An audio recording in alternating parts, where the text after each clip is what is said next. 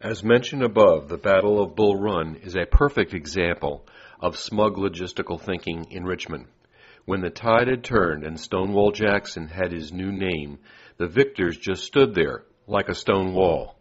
Did they chase the blue bellies down the road? They did not. And so they let the Yankees pick up 175 wagon loads of materials dropped on the retreat. Apparently no one in the capital thought that these supplies would come in handy just a short time later. Of course, someone in Washington did. It was Montgomery C. Meigs, who ordered a scavenging mission to collect up the spoils of war. So, it is clear that the South was not thinking about a logistical strategy early on in the war. So we should now focus on that thinking and chart how it changed as the war went on. It is good that we should do so, as so much of our knowledge of the war revolves around military strategy. As I have suggested to you, the ragged rebel is a myth, and the South was well equipped to fight a war. As you all know, the Confederacy did not have to win the war at all. It just did not have to lose. Of course, all these things are clear in hindsight. The urge to whip those damn Yankees was just too exciting a prospect to ignore. Secession underlined the fact that each state was, in fact, an independent country. The Confederacy was just that, a loose alliance to coordinate the war effort. With that in mind, it is not hard to understand why each state was called upon to supply the troops from that state, regardless of whether this was possible or not. While this happened in the North too, the every state for itself attitude persisted much longer in the South. After retreats in the spring of 1862, the Confederate Senate requested a report of the extent of the material losses. James Pace was dispatched to survey the textile mills of the South.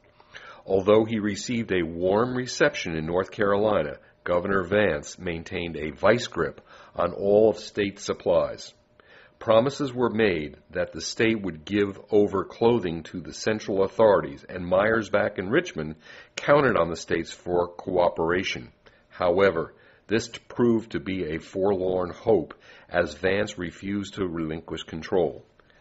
Time and again, Vance is the poster boy for the lack of cooperation.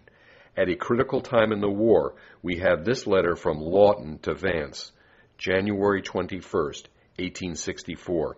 Sir, I am informed that the authorities of the state of North Carolina hold a large quantity of woolen goods, partly imported, beyond what can possibly be needed for some time to come to meet the wants of the troops from that state.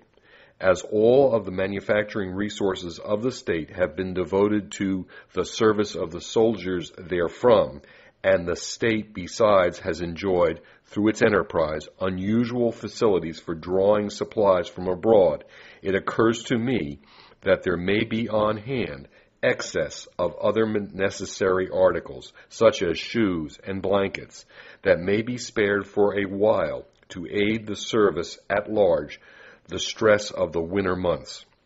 At all events, I venture to bring the matter to your attention, confident that your public spirit will lead you to do what you can to aid the troops of the Confederacy.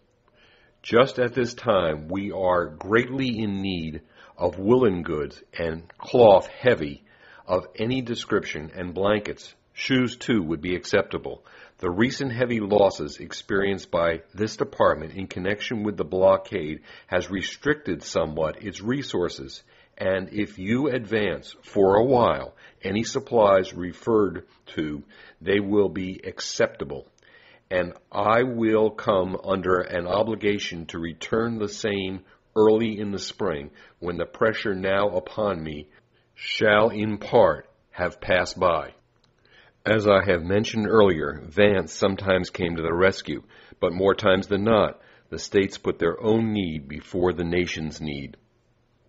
This story repeated itself time and time again with all classes of supply. It was not like the logistic branches of service did not try, and Gorgas, in ordnance, did the best of all, but states' rights was just too popular to completely ignore.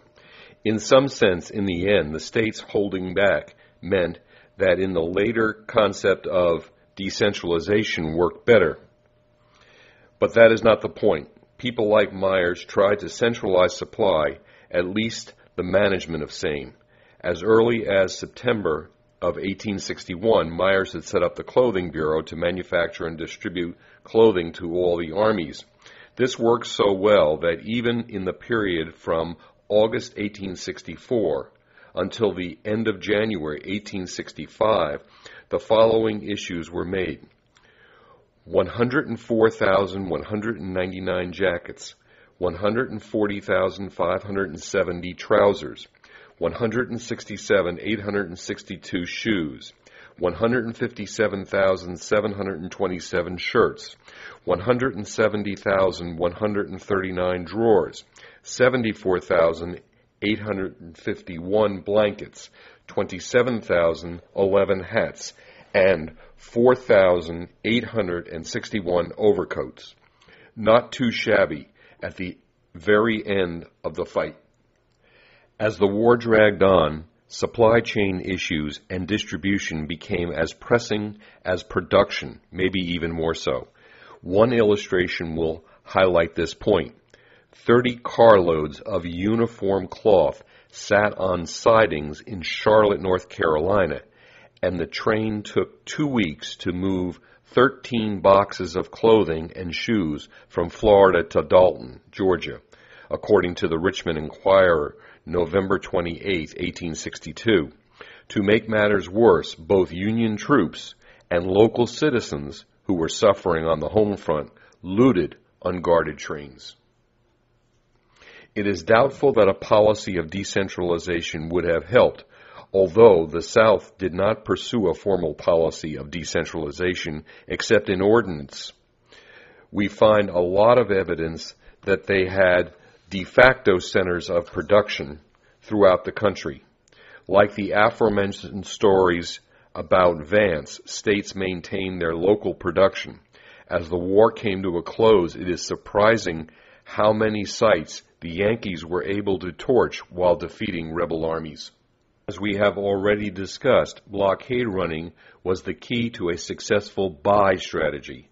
The South had early success with imports because many in the North thought that blockading a 3,500 mile of Confederate coastline was an impossible task. The newspapers scorned Winfield Scott's plan as the Anaconda Plan, not because it was too hard, but because it was not bold. They championed the on to Richmond concept. Many in Southern leadership positions had a hand in running of the blockade, but Gorgas led the way because he alone wanted the goods bad enough to act like his own Secretary of State. At first, blockade running was very successful, with 3,465 ships, or 96.8%, getting through in 1861. Sadly, by 1862, the percentage was down to 66.2%, and it stayed that way for the remainder of the war. Caleb House made many of the deals, and Gorgas worked miracles finding the money, which is always being in short supply. Working together with Judah Benjamin in January 1862, they managed to get $3 million of quartermaster funds transferred to ordnance for imports. I'm sure Myers was pleased about this.